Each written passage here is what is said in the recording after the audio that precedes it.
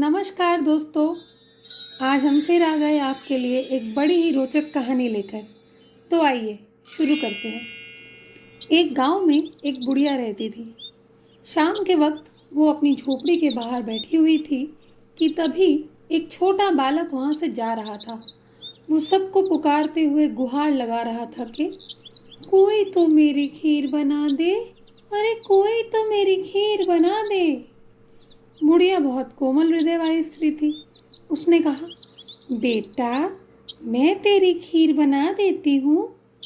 बालक ने कहा, माई अपने घर में से दूध और चावल लेने के लिए बर्तन तो ले आओ। बुढ़िया एक कटोरी लेकर जब झोपड़ी के बाहर आई तो बालक ने कहा, अपने घर का सबसे बड़ा बर्तन लेके आओ माई। बुढ़िया को थोड़ी झुंझुलाहट हुई, पर उसने कहा, चलो बच्चा का मन रख लेती हूँ। और अंदर जाकर वो अपने घर से सबसे बड़ा पतीला लेकर बाहर आई। बालक ने चम्मच में से दूध पतीले में उड़ेलना शुरू किया। तब बुढ़िया के आश्चर्य की सीमा नहीं रही जब उसने देखा दूध से पूरा पतीला भर गया है। एक के बाद एक वो बर्तन झोपड़ी से बाहर लाती गई और बालक उन सब में दूध भरते चला गया। इस तरह से घर के सारे बर्तन दूध से लबालब भर गए। बालक ने बुढ़िया से कहा, मैं स्नान करके आता हूँ, तब तक तुम खीर बना लो, मैं वापस आकर खाऊंगा माँ। बुढ़िया ने पूछा, परंतु मैं इतनी सारी खीर का करूंगी क्या? इस पर बालक ने कहा, सारे गांव को दावत दे दो। बुढ़िया ने बड़े प्यार से मन लगा कर खीर बनाई। खीर की भीनी भीनी मीठी मीठी खुशबू चारों दिशाओं में फैल गई। खीर बनाने के बाद वह हर घर में जाकर खीर खाने का न्योता देने लगी। लोग उस पर हंस रहे थे। बुढ़िया के घर में खाने को दाना नहीं है और ये सारे गांव को खीर खाने की दावत दे रही है, पागल। पर खीर की खुशबू से लोग खींचे चले आए। सारा गांव बुढ़िया के घर में इकट्ठा हो गया। अब पूरे गांव को खाने की दावत देकर बुढ़िया वापस अपने घर आई तो उसने देखा बालक वापस आ गया था। बुढ़िया ने कहा, बेटा खीर तैयार है, खा लो। बालक ने बड़े प्रेम से खीर खाई और बोला, माँ मेरा पेट पूरी तरह से भर गया है, मैं तृप्त हूँ। अब तू खा, अपने परिवार और गांव वाले को खिला। बुढ़िया ने कहा, ये तो बहुत ज्यादा है बेटा, सबका पेट भर जाएगा, इसके बाद भी ये बच जाएगी। उस बची खीर का मैं क्या करूंगी? इस पर बालक ने कहा, उस बची खीर को रात में अपने घर के चारों कोने में रख देना माँ। और बुढ़िया ने ऐसा ही किया। जब सारा गांव जी भर कर खा चुका था तब भी ढेर सारी खीर बच गई थी। उसने बची हुई खीर से भरे पात्रों को अपने घर के चारों तरफ रख दिया। सुबह उठकर उसने क्या देखा? पतीले में खीर के स्थान पर हीरे, जवाहरात और मोती भर गए हैं। वो समझ गई कि ये बालक कोई साधारण बच्चा नहीं है, वो जरूर श्री गणेश का रूप है।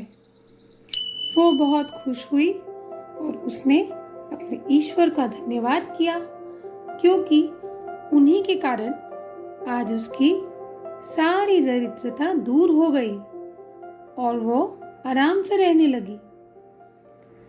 जब बुढ़िया की पड़ोसन को ये बात मालूम हुई तब उसके मन में लालच भर आया। उसने बुढ़िया से उस चमत्कारी बालक के बारे में पता लगाया और सोचा, क्यों ना मैं भी खीर बना दूं। अगले दिन पौ फटते ही वो अपने द्वार पर जा खड़ी हुई और उसी बालक की प्रतीक्षा करने लगी। जैसे ही उसे एक नन्हा सा बालक दिखा, वो तुरंत उसके पास दौड़कर गई और बोली, बेटा आ गए तुम, चलो आज मैं तुम्हें खीर खिलाऊं। गणपति जी जानते थे कि इस स्त्री के मन में लालच है, परंतु वे कुछ नहीं बोले और पिछले दिन की तरह आज भी उन्होंने खीर बनवाई, खाई और उस स्त्री को बची हुई खीर घर के कोने में रखने को कह दिया। वो औरत तो इसी पल का इंतजार कर रही थी। जैसे ही बालक वहां से गया, उस स्त्री ने फटाफट सारी खीर अलग अलग पात्रों में भर के घर के हर एक कोने में रख दी। सुबह होते ही हीरे जवाहरात और मोती से भरे पात्रों को देखने की लालसा में वो रात भर सो ही नहीं सकी। परंतु भोर के समय उसकी आंख लग गई और जब वो सुबह उठी तो उसके होश उड़ गए, क्योंकि उसके पूरे घर से गंदी बदबू आ रही थी। उसने जब पात्रों को देखा तो हैरान रह गई। उसमें तो सड़ा गला बदबूदार कचरा भरा था। हाय हाय, ये क्या हुआ? अरे मैंने तो सोचा था सोना चांदी हीरे मोती मिलेंगे, पर ये तो कूड़ा करकट पड़ा है। हे भगवान, ये क्या हो गया? तभी गणेश जी वहां प्रकट हुए और बोले, भगवान उसी की सहायता करते हैं जो दूसरों की निश्चल और सप्रेम भावना से मदद करे।